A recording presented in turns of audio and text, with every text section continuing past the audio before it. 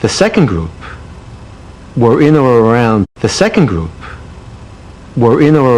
Penn Station between 8:30 and 9:30. So clearly, and without a doubt, the killer had targeted these sections of the city. Yeah, we pulled thousands of hours of CCTV footage from every bank, building, store, ATM machine in the target area, and I had 10 separate teams working 24 hours a day, scanning the footage frame by frame. But best of all, some of the survivors had described seeing an extremely ill man coughing on the subway. 2 hours ago, the FBI released a composite sketch of the suspected bioterrorist who infected New York City with smallpox. This likeness has been put together from witness descriptions of a man in his 30s. The FBI today released a photo-fit image of their key suspect in the continuing investigation into the smallpox attack in the United States. As yet, no arrests have been made. Witnesses say he was wearing a baseball cap, a casual blue zipped jacket, beige or grey trousers and trainers. С американскими коллегами ищут ответственных за распространение эпидемии. But as news of the suspect was broadcast, the next phase of infections began. And in the last 24 hours, 20 new countries have reported outbreaks of smallpox. By the first day of May, over 30 countries were fighting outbreaks. International trade and transport slowed to a trickle.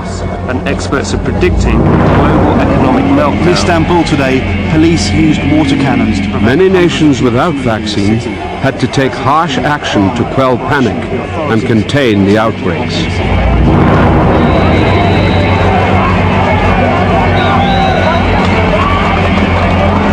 Every country was increasingly left to fend for itself.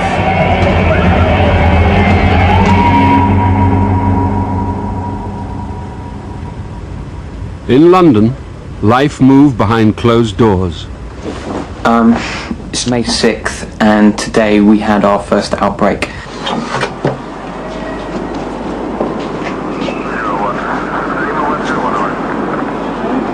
Yeah. Mr. Carlin. Mr. Carlin.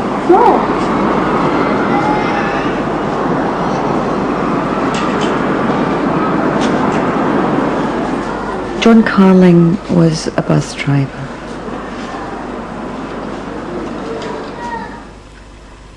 You know, what point, when did he get sick? I suppose he caught the virus from one of the passengers, who knows? There was a kind of mix of feelings that went with this. It was suddenly, okay, someone's become sick, and again you try to look at the most positive side of it. It's like, okay, we haven't been vaccinated, we know we need to be vaccinated. That's what's going to happen now, for sure. They're going to come and vaccinate everybody on the estate.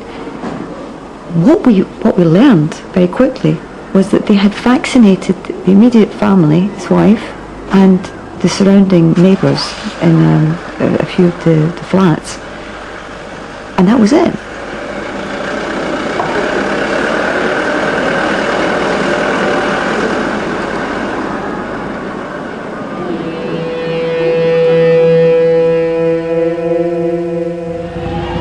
In the US, the number of cases was rising by 1,000 a day. Strict rationing of vaccine led to riots. It was a time of panic, really, emotional panic, because people didn't know what to hold on to. By day 36, it was clear that the measures taken by the authorities to contain both the spread of the disease and public panic were failing. Draconian measures were needed. Armed troops enforced a curfew on the streets of London. It's not ideal. In an ideal world, we believe in civil liberties, the free movement of people. That's just what this disease wanted. Free movement of people. It's how it got here in the first place on an aeroplane. We had to combat the disease by restricting people's movements. It was inevitable. Reluctantly, I put my weight behind troops moving in to impose the quarantine. In the face of widespread panic across the country, the British government today announced that new measures are being put in place to control and to contain the spread of the smallpox epidemic. Special quarantine centres are being set up around the country with the help of the army. A Department of Health spokesman said that only those at risk of having the disease would be moved to these centres, where they'll be vaccinated and monitored for possible symptoms. With smallpox outbreaks in over 36 states, the American government was also forced to introduce harsh containment and quarantine measures. Unfortunately, it seemed in some ways that we were bringing military means to bear on the people, the victims, if you like, of the disease. But that's a false picture. The target was always the disease.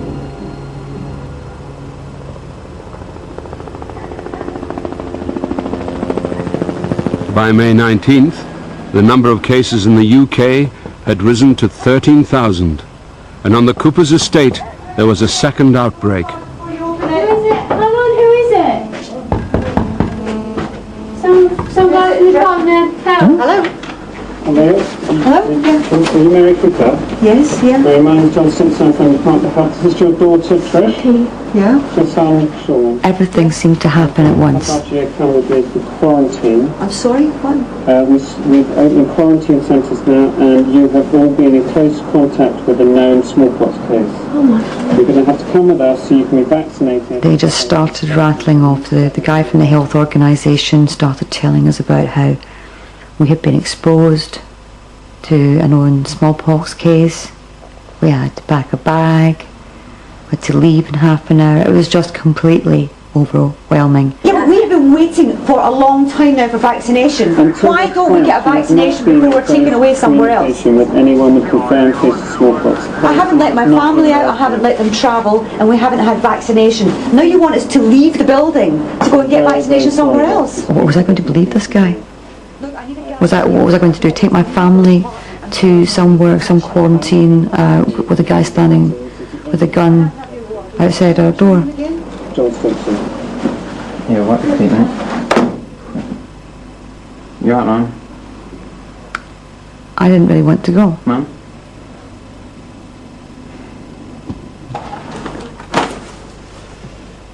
Do you know where you're taking me?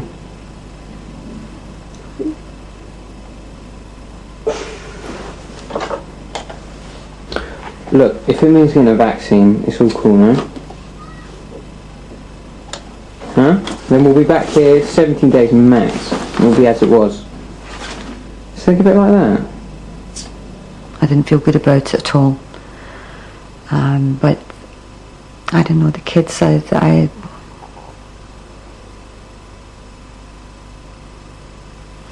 another decision. We hadn't been vaccinated. They probably weren't going to vaccinate us without taking us somewhere else, so I just went. In the end, I said, okay, let's just do it.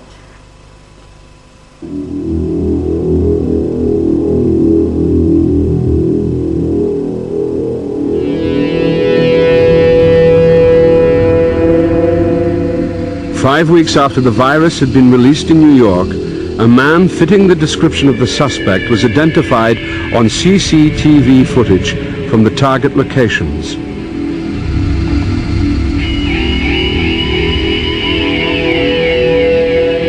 Between 0754 and 0947 on April the 1st, he was captured on over 20 different cameras. Then he vanished.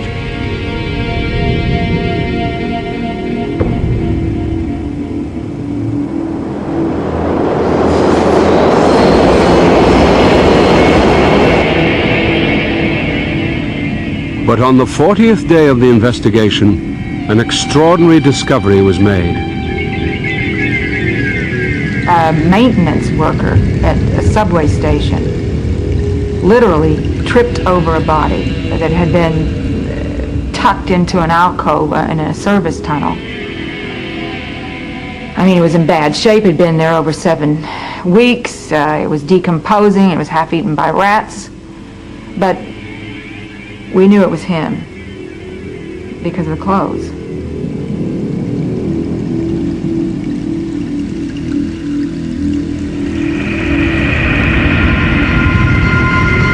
The forensic examination concluded that the body was heavily infected with smallpox over a week before the outbreak began.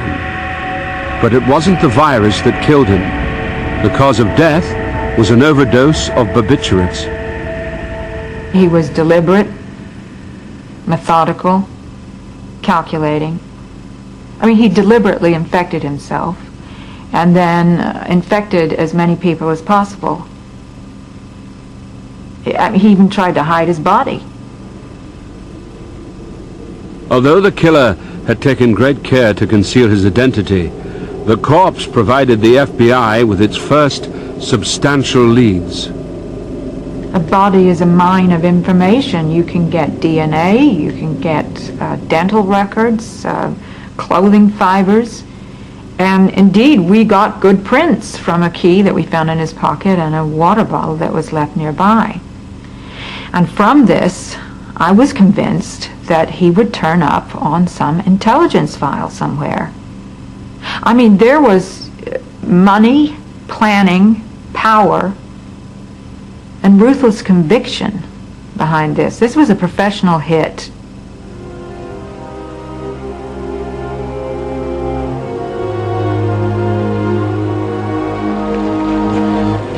By late May, smallpox epidemics were taking hold in Africa, South America, and Asia. I was completely devastated because it was back in the same countries that we'd eradicated it from. One of the worst hit cities was Bombay.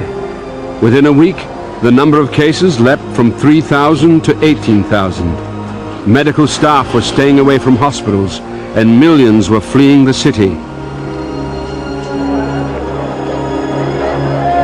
No one had ever seen smallpox spread this fast before. 30 years ago, it was a different world.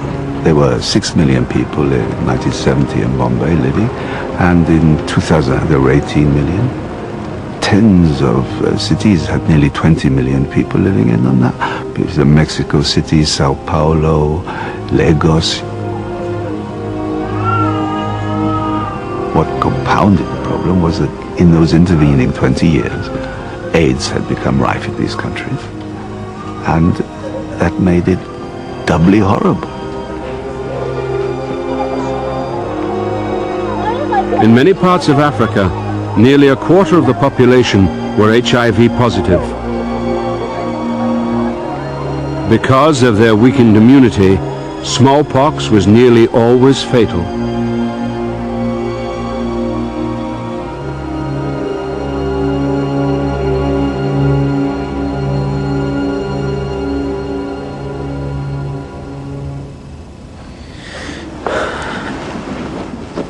It's May the 21st and we've been here a couple of days now, and this is our new home for the next couple of weeks at least anyway. It's a primary school which they're using for the quarantine centre, but it's more like a prison. If you see it from the outside, when I first saw it was like barbed wire fencing. There's definitely no way out of here. We were told it was probably just a delay, or that the delivery had gone to the wrong centre, whatever, that it was difficult to get information out, but we were being fed a line as far as I was concerned. We were just being fobbed off. Meanwhile, we had been brought into an environment where after weeks of staying put and trying to protect ourselves and other people, we were suddenly exposed to scores of other people.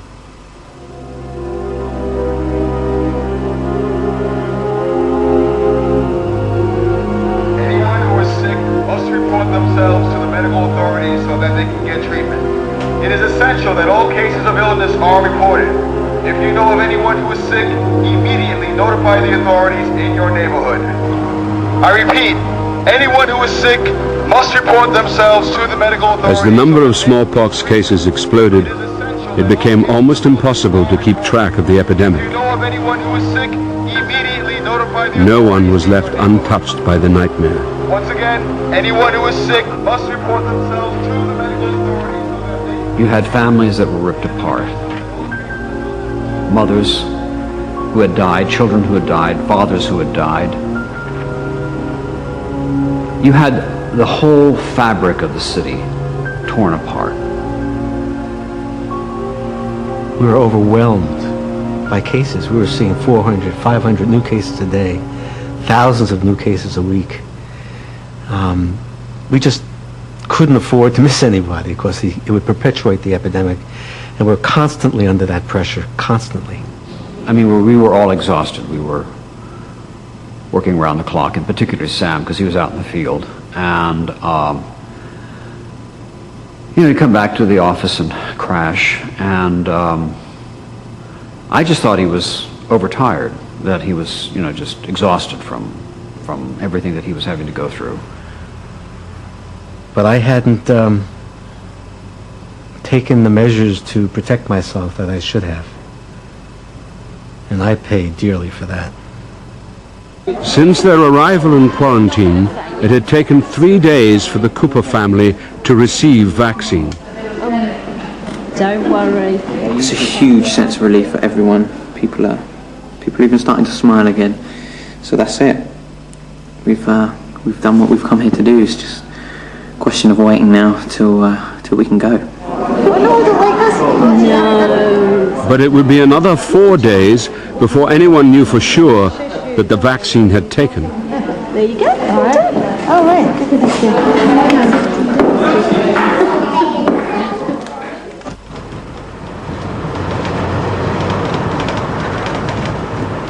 In the UK, the management and distribution of vaccine was becoming more efficient. But for many, it was too late. I'm going to show you once only. There you go. That is not like mine. No, yours is... Mine is well pussy compared to yours. It did come up. And Mum's has gone pussy. Sean, let me have a look. I've just shown them. Sean, please let me see it.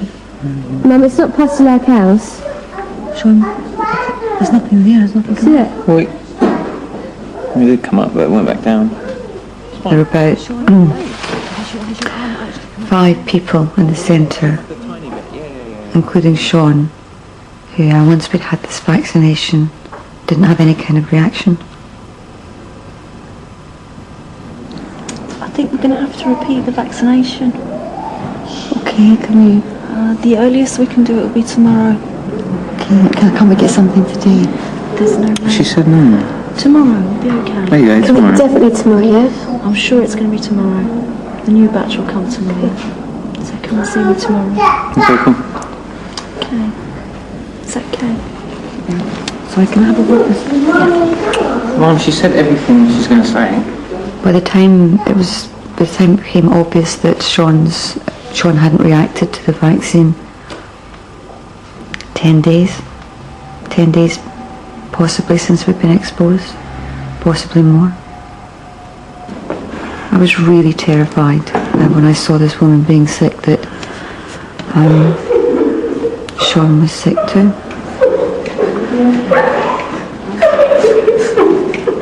I knew she was one of the people who hadn't reacted to the vaccine too.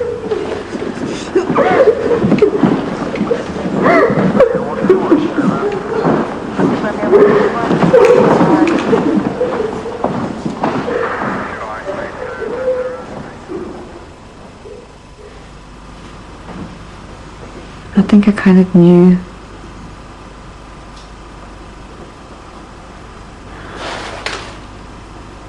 I knew there was something wrong. I didn't see it in Sean, but I just knew it.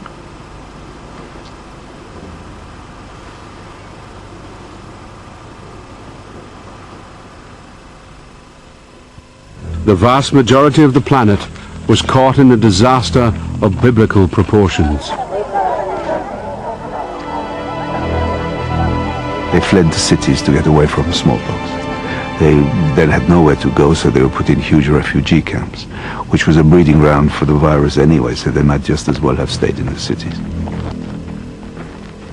Nobody was farming, nobody was transporting food. There was nothing. The whole infrastructure of these countries had collapsed. Nothing was working.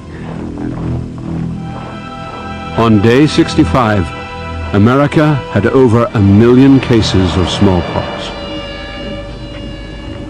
By now, Substantial quantities of new vaccine were becoming available. But its management and distribution was fraught with problems. You have to remember that the health infrastructure was in absolute chaos. Just getting the vaccine to the people who really needed it was a